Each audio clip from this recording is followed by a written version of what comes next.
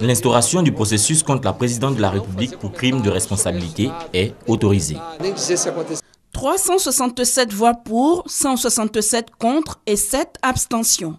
Entre empoignades et injures, le Parlement brésilien a voté en faveur de la destitution de Dilma Rousseff. Un vote sous haute tension, tant à l'intérieur de la chambre basse du Congrès qu'à l'extérieur. Les manifestants pro-gouvernement et pro-destitution ont envahi les rues durant les 3 jours du débat. Au final, le bonheur des uns aura fait le malheur des autres. Cunha, c'est un voleur, un bandit qui ne devrait pas être là.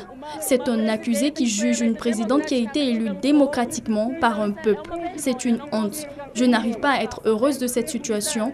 Moi, du haut de mes 23 ans, je n'aurais jamais imaginé vivre cette situation, celle d'un coup d'État. Je suis content de ce résultat. C'est un résultat pour la moralité, la dignité et le sauvetage de la démocratie. Dehors le PT, dehors Dilma. Prochaine étape de la procédure, le Sénat.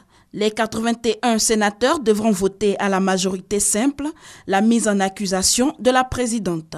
Si le oui l'emporte, Dilma Rousseff sera suspendue pour 180 jours et provisoirement remplacée par le vice-président Michel Temer, son ancien allié et désormais rival.